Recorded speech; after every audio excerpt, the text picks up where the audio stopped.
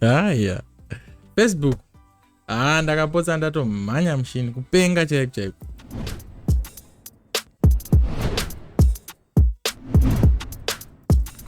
Hello guys, how are you? My name is SGP kana kuti Sekuru Gudo Picture TV. Yes, thanks so much for tuning in. Kana watomboona kusvika panapa, please ndinokumbirisawo chitori chikumbiro kuti usubscribe kana usina kusubscribe. Yes, YouTube iri kutoraramisa mhuri dzakasiyana siyana. YouTube is now an income generating job.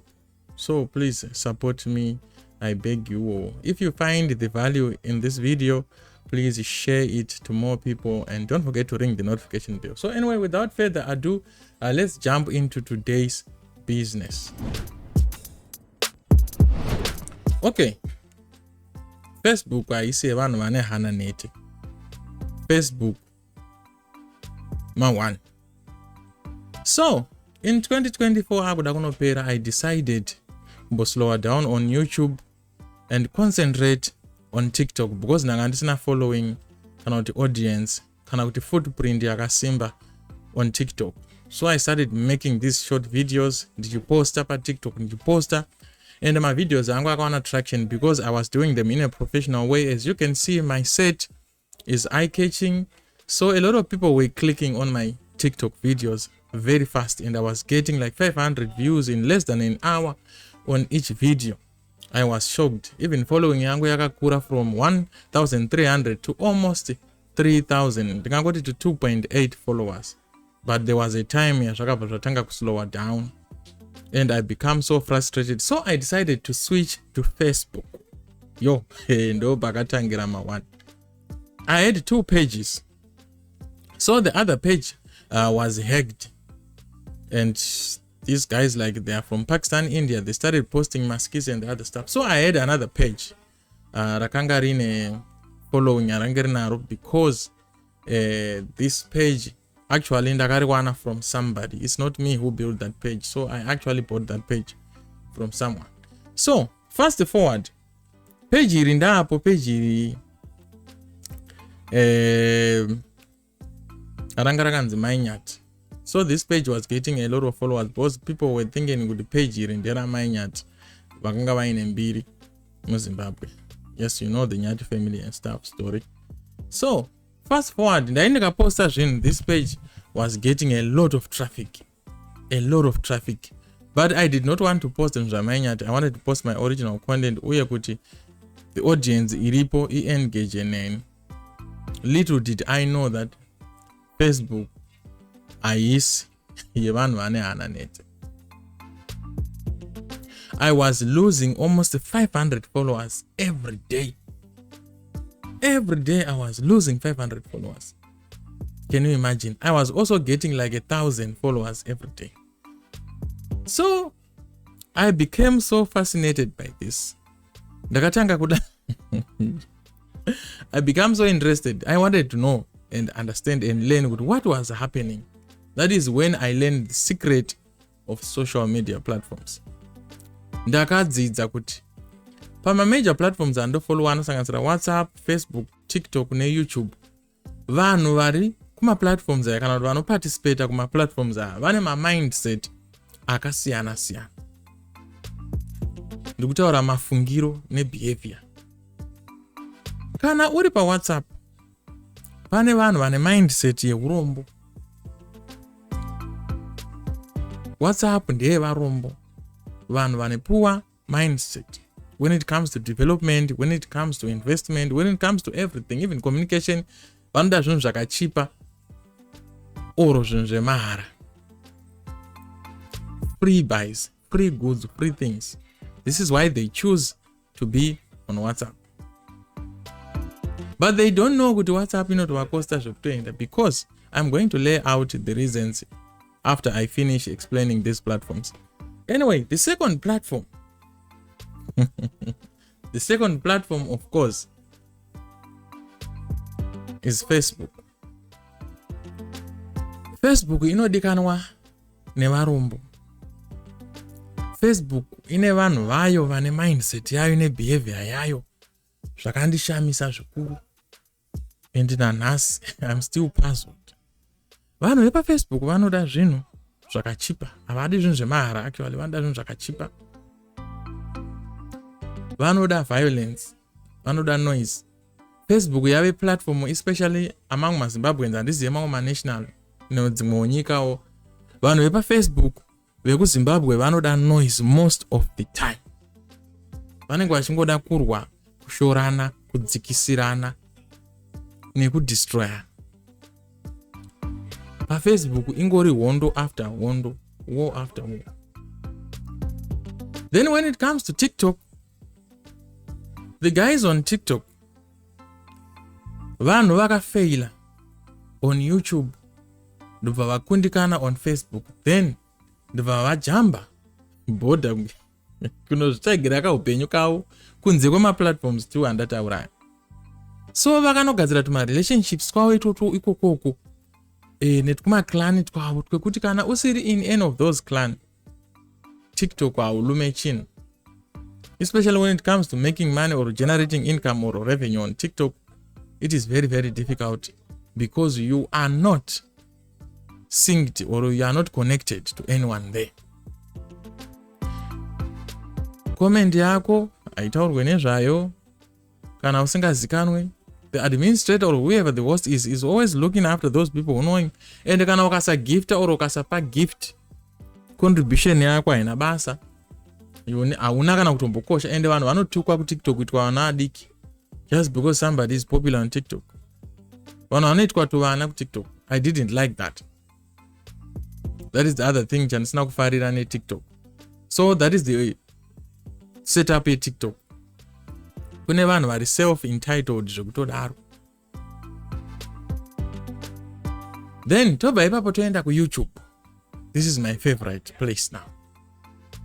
And now from the experience yandawana kwese kuWhatsApp, kuTikTok, kuFacebook, I can actually finally say that YouTube is the best platform so far. Why do I say so? Vanhu vekuYouTube vanoshandisa brain. Munhu haango click a video on YouTube. Vanhu vanoenda kuno browser mavideos epa YouTube vari so forward, vari very, very intelligent.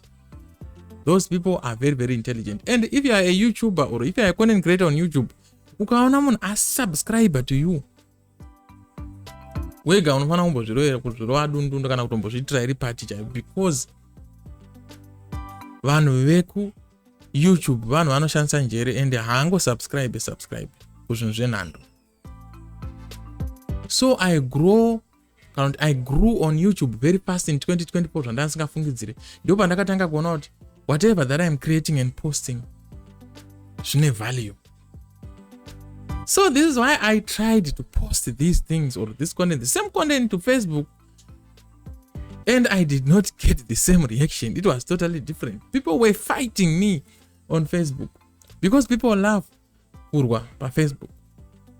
You hear what I'm saying?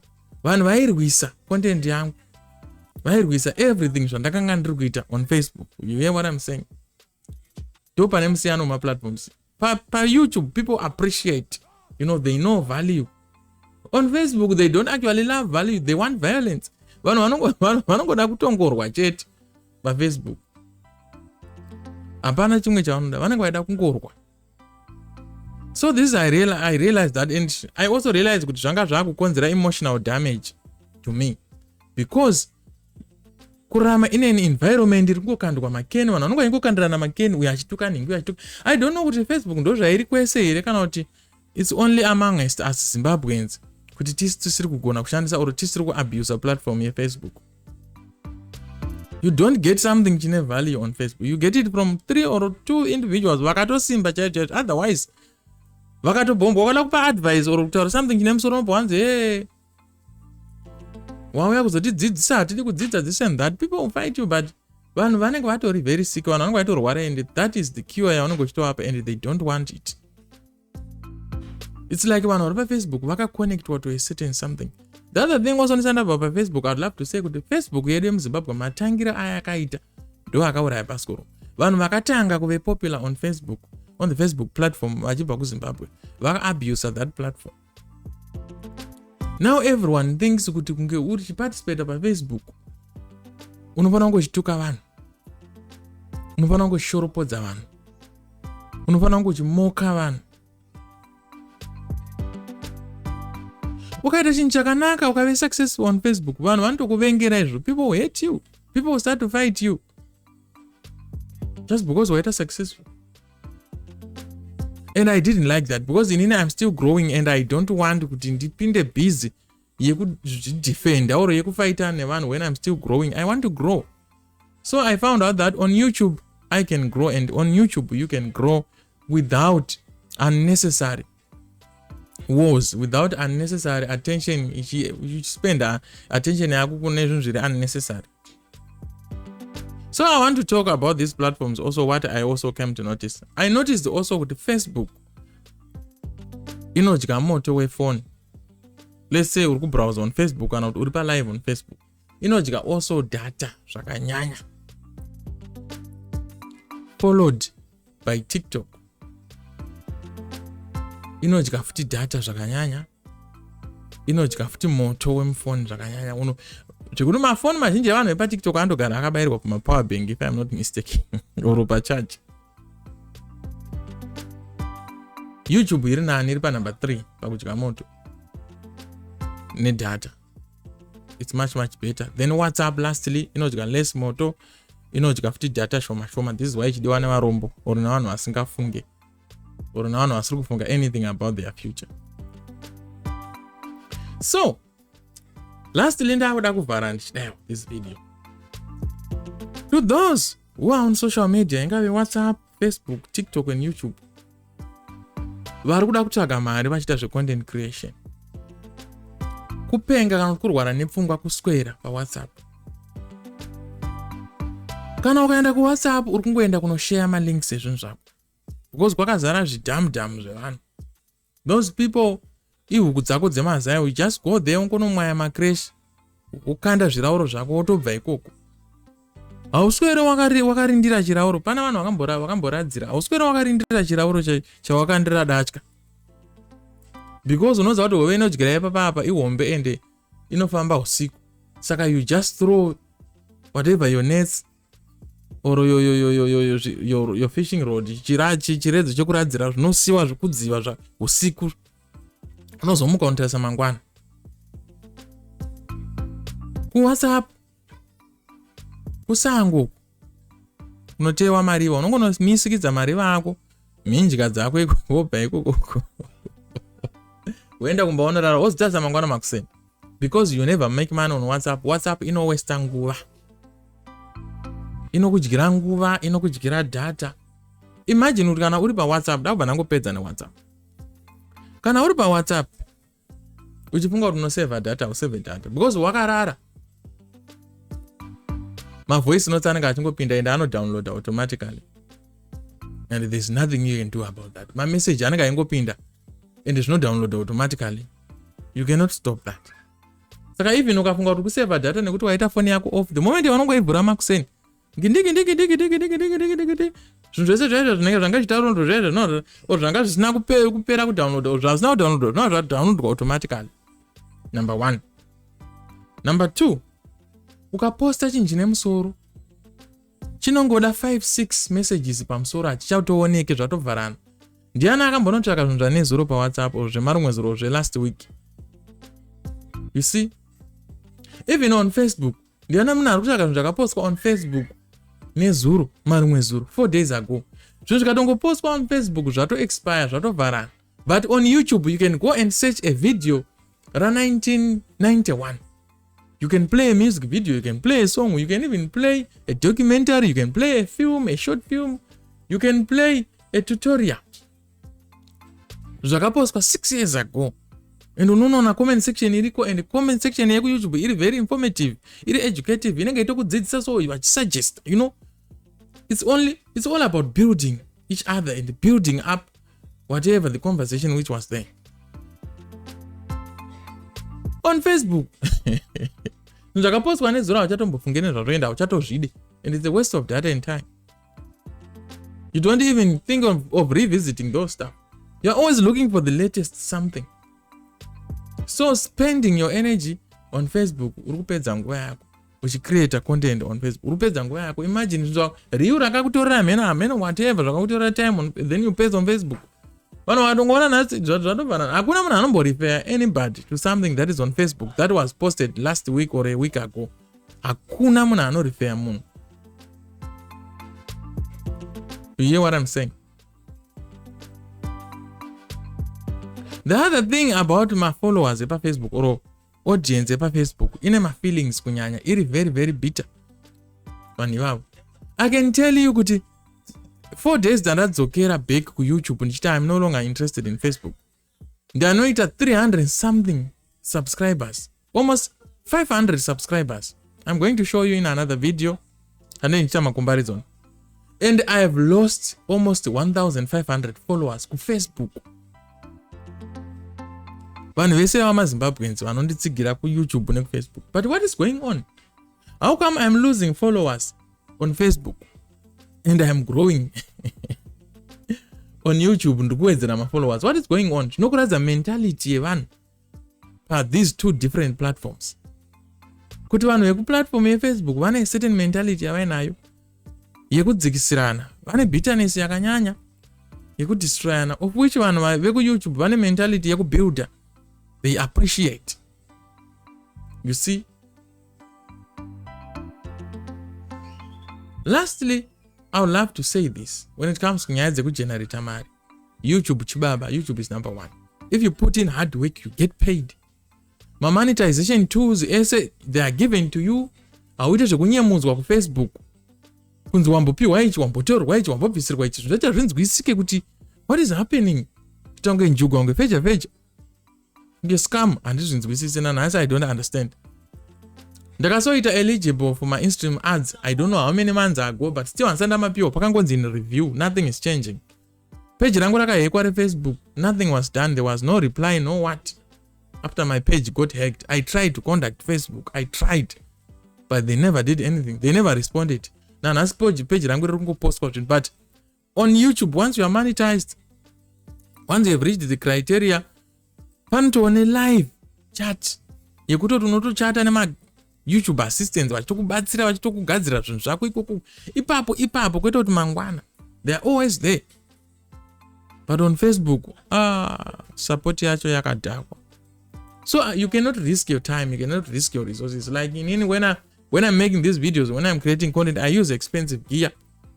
I've invested in my gear, so I cannot do that kuzvinhu zvinongorarama 2 minutes on Facebook. Then ndakaposta nezuro hapana, nobody is even looking for them, and they are not even appearing anyway. Doesn't make sense. Ndakasoita eligible for my Instagram ads, for my long form videos kudhara, but ndirikunzi ndiri mu review. Saka I don't encourage anyone kuti anga achiparticipate pa ma platforms akadaro. Azvimake sense at all. Azvitombomake kana sense. Ku YouTube, once you are eligible, once you have reached the criteria, they give you all the tools. Then you start earning. On every 1,000 views on YouTube, you get $1 and above, $1 or more. But on Facebook, hey, it's on Reels. You need 20,000 views to do $1. Fast forward. Let me take you back a little bit. I think some few months ago, I started creating content. Ndakapfeka only in Nduwe. Ndakapfeka Nduwe jet. And the videos got some thousands views. Not a lot. They never even went above 5,000. But I can tell you, Mari ndakaona pama videos ndakaposta 8 ndakapfeka Nduwe ndichi. I'm shaming myself. It was less than $1. I can't even believe it. I can't even believe it. It was less than $1 after all the risks andakatora. So I'm not going back. Itai zvenyu Facebook and YouTube chibaba. Now same video ndakaposta inini ku Facebook. Randi part almost $14 ku YouTube. Ku Facebook it's zero because my Instagram ads acho are in review. Ndikaposta ma shorts acho unowana 600 views, clicks or 1,000 clicks, which is almost 0.001 cent. Pano pandowana dollar unowana 1 cent ku Facebook.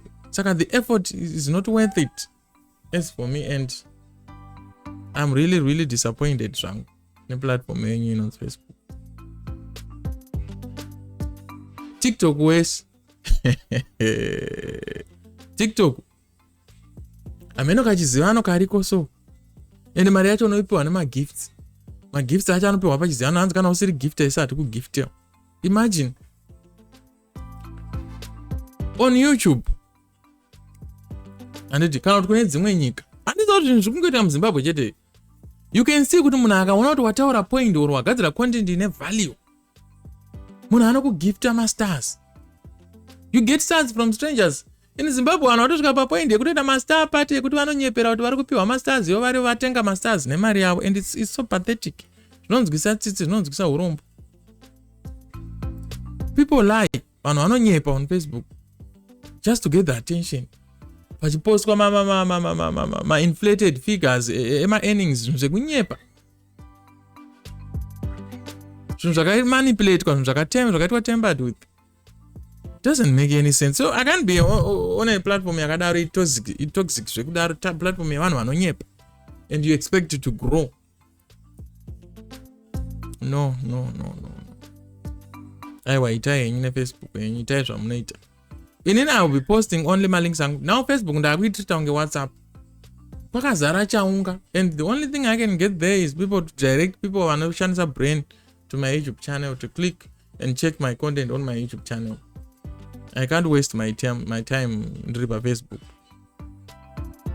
I can't, because it's not worth it. Vanhu vari kubhadharwa vachi vashoma ndo vanhu vari kubhadharwa, and inikarusaruro kainoita I don't even know. Apa you will be working hard, then only a few individuals vanobhadharwa.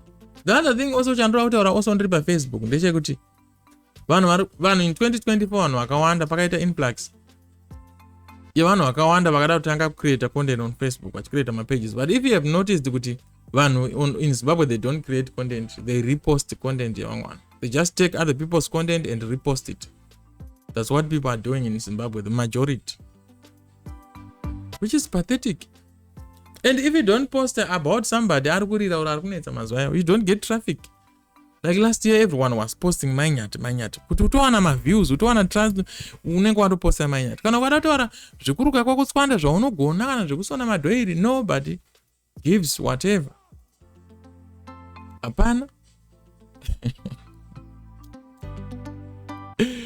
So you know disappointed Facebook zvekudaro. Saka kana uda kutosepa pa Facebook unga uri munhu yari talkative, unge uri munhu asina kutokwana. Facebook ndiye vanhu asina kutokwana. Ina hangu ndakaramba hangu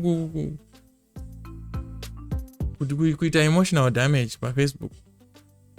Ayo ndakazviramba. I want to live peacefully. I'm growing old and chade zvinhu. No, handipenge. Itai henyu vanhu vanopenga, itai henyu kuku.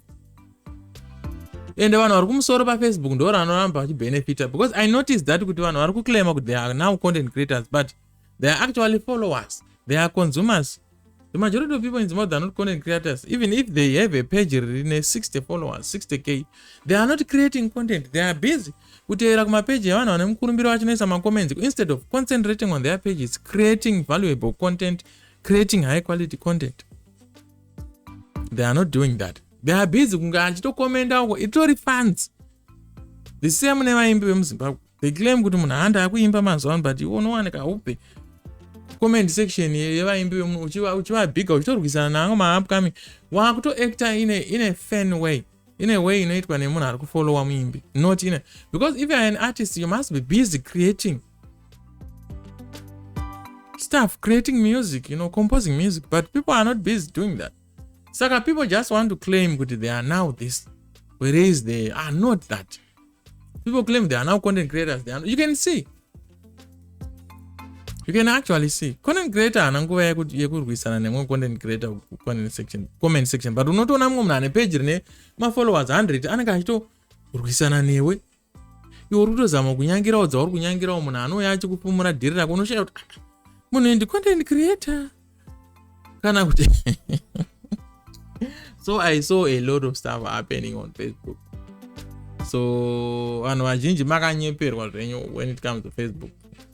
And then mutono create my channels with YouTube, maybe you might get something. I'm really happy with what ended. I was so disappointed nenguva yandakaspenda on Facebook. Ndikaenda ndakatopedza nguva iyoyo ndiri on YouTube, ndikaenda ndakatobenefita mari lutopo, ndakatosiyiwa nemunhu wandaitsomana naye. I remember ndakandiri kutsomana naKSG the Don. Tatakatsomana so kumasubscribers, takatsomana taingosiyana nefew subscriber 100 or something. Ndotomboenda pamusoro mboenda pasi kuenda, but then ndakatondisiya atoko 15k subscribers inini ndiri ku11. But still I appreciate what the audience yepa YouTube channel zvairi kuita.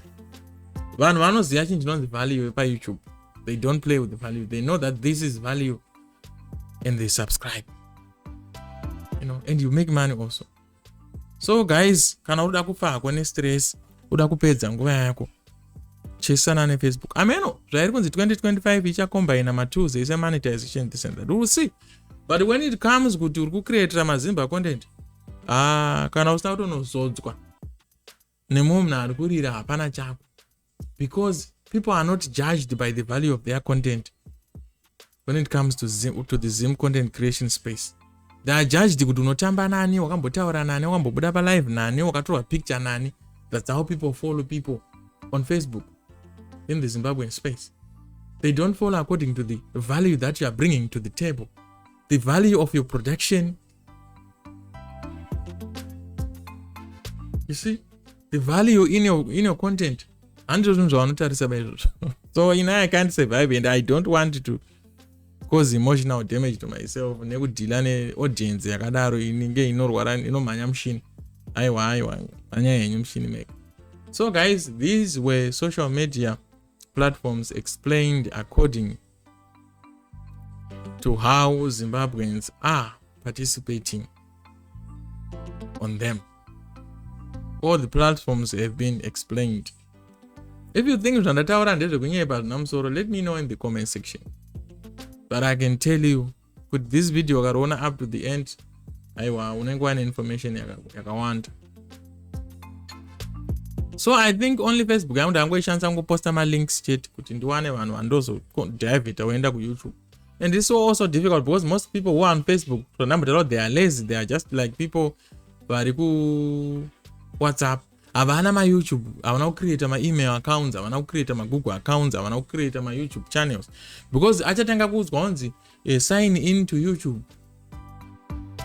Oba angoti man. So vanhu vanoda zvinhu zviri so easy, and they also want to control audience yepa Facebook. Inoda kucontrola vanhu. Yasiyana ne audience yepa YouTube. Audience yepa YouTube inonzwa kuti aiwa, this is your opinion. Vanoisa my opinions yavo. They contribute in a positive way. Facebook, they don't contribute in a positive way. They don't give their opinions. They just start bashing you, attacking you. So a platform like that into the one was now in an environment. I'll be around hang, but I'll not be as aggressive as, because if you want to be successful on Facebook, you have to be very, very aggressive. Unofana kutorwa. Torwisana ne vanhu kwete kuenda uno-create kuti uwane spot yako respect kutori kuhondo check. So guys, thank you so much for watching this video. I hope kuti rapinza value or rakupai value and information yange irimo. I hope kuti yange iri useful. Please don't forget to subscribe to my YouTube channel, share this video, and also like the video kuita algorithm yedu recommend it to more people, and ring the notification bell so that every time that we post a new video you get to be notified. Thank you so much. Ndinoti Mwari akuitirei zvakanaka.